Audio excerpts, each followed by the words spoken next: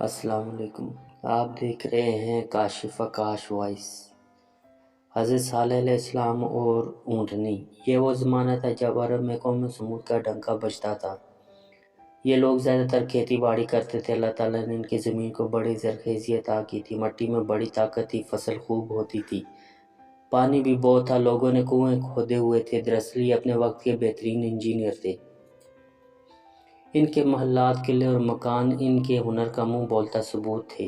میدانوں میں بڑے بڑے محل تو ہر زمانے میں بنائے جاتے ہیں، لیکن قوم سمود کا حیران کن ہنر پہاڑ تراشنا تھا۔ یہ لوگ کسی مناسب پہاڑ کا انتخاب کرتے، پھر اسے تراشنا شروع کر دیتے، یہاں تک کہ پہاڑ میں مکان بنا ڈالتے۔ یہ مکان غار نما ہرگز نہیں تھے، بلکہ ان میں ہوا اور روشنی کا مناسب انتظام ہوتا۔ پہاڑ میں تعمیر ہونے کی وجہ سے یہ بہت مضبوط تھے۔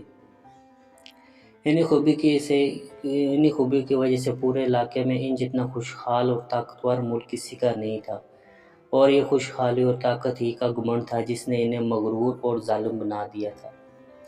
ارد گرد کی بستیوں پر ظلم کرنا ان کے لیے کھیل کا درجہ رکھتا تھا۔ خدا کی بخشی ہوئی نعمتوں کی وجہ سے سمود کے لوگ عیش کی زندگی بسر کر رہے تھے اور اپنے نبی اور رسول حضرت ہود علیہ السلام کی تعلیمات کو بھلا چکے تھے۔ انہی حالات میں ایک نوجوان کا چرچا ہوا، سرخ و سفید رنگ، لمبے قد اور مضبوط، جس کا مالک یہ نوجوان عام لوگوں سے الگ تھلگ رہتا تھا۔ اسے اپنے زمانے کی فضول رونقوں سے کوئی دلچسپی نہیں تھی۔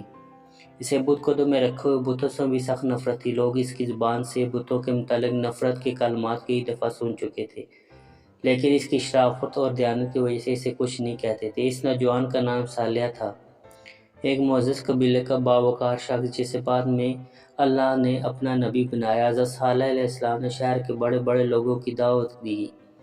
انہوں نے کھانا کھلانے کے بعد لوگوں کی آمد کا شکریہ ادا کیا اور انہیں بلانے کا مقصد بتاتے ہوئے کہا، اے لوگو، آج میں نے تمہیں وہ باتیں یاد کرانے کے لیے بلایا جن کو تم بھول چکے ہو۔ مجھے علم ہے تم اس بات کا انکار نہیں کرتے کہ اللہ ہی نے تمہیں اور تمہاری زمین کو بنایا، لیکن اس کے باوجود تم اس کی عبادت کرنے کی بجائے جھوٹے خداؤں کے سامنے جھکتے ہو۔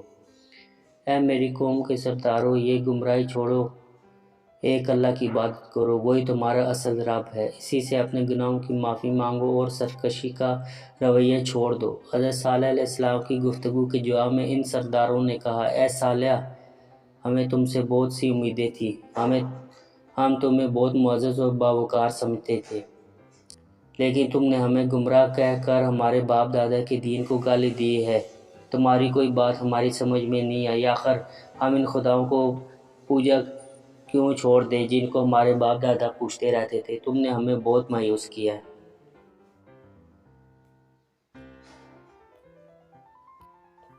حضرت صالح علیہ السلام نے انہیں سمجھانا چاہا، لیکن وہ ناراض ہو کر وہاں سے اٹھ آئے۔ انہوں نے حضرت صالح علیہ السلام کو خبردار کیا، اگر انہوں نے یہ باتیں عام لوگوں میں کہیں تو نتائج کے وہ خود ذمہ دار ہوں گے۔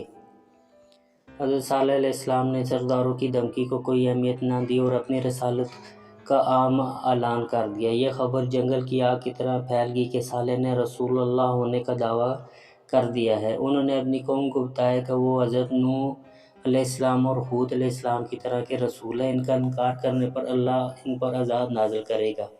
مگر طاقت کے غروب میں پڑے ہوئے سرداروں اور مذہبی لیڈروں نے لوگوں کو یہ کہہ کر تسلی دی کہ اگر وہ اللہ کی نافرمانی کر رہے ہوتے اور گناہ کی زندگی بسر کر رہے ہوتے تو اللہ انہیں پورے عرب میں اتنی عزت نہ دیتا، ان کی زمینوں کو اتنا سرسبز نہ بناتا اور ان کے محل اور پہاڑوں میں تراشے ہوئے مکان اتنے عمدہ نہ ہوتے۔ بت خانوں کے مالک یعنی کاہن کہتے ہیں، لوگوں خود سوچو، جو ہاتھ گنہگار ہوں ان ہاتھوں میں اللہ یہ ہنر کیوں پیدا کرے گا جن کی وجہ سے وہ پوری دنیا میں معزز بن جائے۔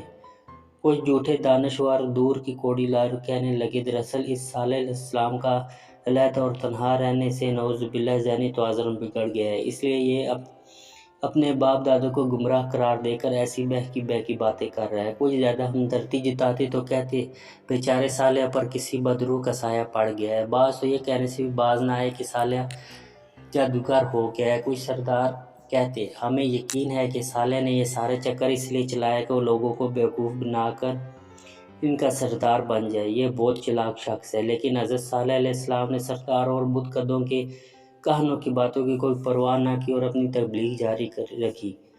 آپ کی کوششوں سے کچھ لوگوں نے ایمان قبول کر لیا اور آپ کے رسول ہونے کا اقرار کر کے شرک اور بری باتوں سے باز آ گئے۔ ان میں اکثر ایسے تھے جو غریب اور عام لوگ تھے۔ قوم کے سرداروں نے ان ایمان لانے والوں کو بیوقوف قرار دیا اور حضرت صالح علیہ السلام کا خوب مذاق اڑایا۔ کئی برسوں کی تبلیغ کے بعد سمودی قوم آپ سے تنگ آ گئی۔ وہ آپ کو اپنے طاقتور قبیلے کا معزز شخص ہونے کی وجہ سے کوئی نقصان بھی نہیں پہنچا سکتی تھی۔ ان دنوں قبیلے کے کسی فرد کے قتل ہو جانے پر جنگ کا لمبا سلسلہ شروع ہو جاتا۔ چنانچہ قوم کے سرداروں نے بت خودوں کے کہنوں سے مل کر ایک وقت بنایا۔ یہ لوگ حضرت صالح علیہ السلام کے پاس گئے اور کہا، اے صالح، ہم تمہاری باتوں سے سخت تنگ آ گئے ہیں۔ تمہارے عذاب کی دھمکی نے ہمارا جینا مشکل کر دیا ہے۔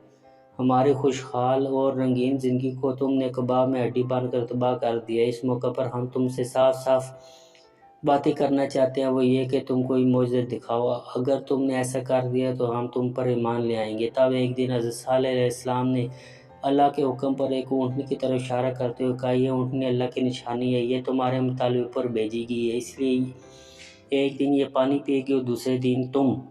اگر اس اونٹنی کی باری کے دن تم نے کنویں سے پانی حاصل کرنے کی کوشش کی یا اس اونٹنی کو نقصان پہنچایا تو تم پر اللہ کا عذاب آ جائے گا۔ قوم کے سردار بہت ڈرے۔ وہ کچھ عرصہ تو حضرت صالح علیہ السلام کے کہنے کے مطابق اس پابندی پر عمل کرتے رہے، لیکن جلد ہی ان کا صبر ختم ہو گیا۔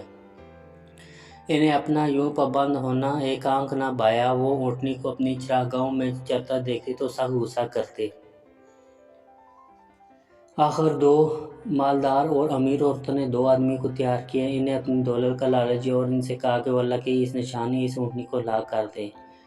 یہ دو آدمی اچھی طرح جانتے تھے کہ وہ ایک بہت ہی خوفناک کام کرنے کا ارادہ کر رہے ہیں۔ وہ پہلے تو خوفزدہ ہوئے مگر رقم کی لالچ اور دوسرے لوگوں کے کہنے پر تیار ہو گئے۔ ان آدمیوں نے منصوبہ بنایا کہ وہ اونٹنی کو اس دن ہلاک کریں گے جب اس کے پانی پینے کا دن ہوگا۔ چنانچہ اگلے ہی دن وہ کنویں کے پاس جا کر چھپ گئے۔ ان کا پروگرام یہ تھا کہ جیسے ہی اونٹنی کنویں کے قریب آئے گی وہ اس پر حملہ کر کے اسے مار دیں گے۔ انہیں زیادہ انتظار نہ کرنا پڑا۔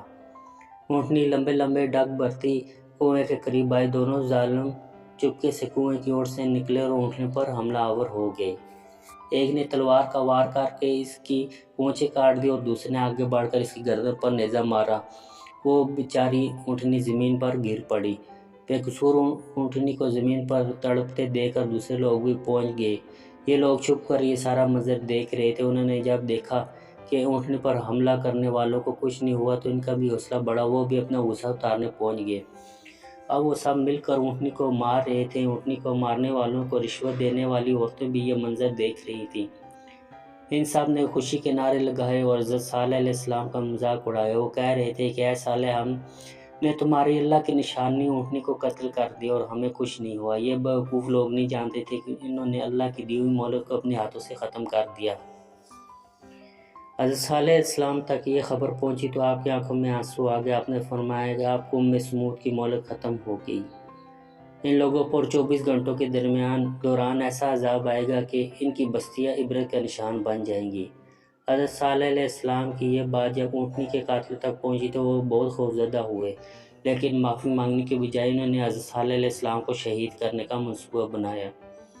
9 قبیلے اکٹھے ہو گئے اور قبیلے سے ایک ایک جنگجو منتخب کیا گیا اور فیصلہ ہو کر رات کو حضرت صالح علیہ السلام کی گھر پر حملہ کر کے ان کا قصہ پاک کر دیا جائے گا۔ انہوں نے ایک دوسرے سے وعدہ لیا کہ حضرت صالح علیہ السلام کو شہید کرنے کے لیے سب قبیلے ایک دوسرے کا ساتھ دیں گے۔ یوں حضرت صالح علیہ السلام کا قبیلہ باقی قبیلوں سے بدلہ لینے کی جرات نہیں کر سکے اور ڈر کر خاموش ہو جائے گا۔ لیکن اللہ تعالیٰ نے اپنے قانون کے مطابق ان کافروں کو اپنے منصوبے پر عمل کرنے کی مہلت ہی نہ دی۔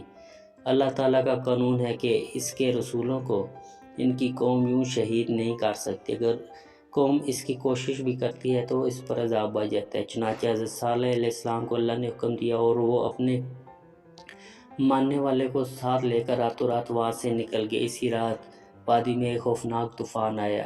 بگولے کی شکل کی اس طوفان کی گرج انتہائی دہشت ناک تھی۔ اس نے اہل سمود کو تنکی کی طرح بکھیر کر رکھ دیا۔ مضبوط محلوں اور قلعہ نما مکانوں میں رہنے والے یہ بدقسمت لوگ اب اللہ کی پکڑ میں تھے۔ صبح ہوئی تو ان کی بستی عبرت کا نمونہ بن چکی تھی۔ ایک بھی کافر زندہ نہیں بچا تھا۔ مکانات اور محلات تو کا تو ذکر ہی کیا، پہاڑ بھی یوں نظر آ رہے تھے جیسے ہوا ان کے آر پار ہو کر گزری ہو، اور یہ پہاڑ اور محل پتھروں کے نہیں بلکہ کپڑے کے بنے ہوئے تھے، اور ہوا نے آگ کی طرح ان کو جلا کر تباہ کر دیا تھا۔ حضرت صالح علیہ السلام ایمان لانے والوں کے ساتھ فلسطین کے علاقے رملہ کے قریب آ کر آباد ہو گئے اور اپنی باقی زندگی وہیں پر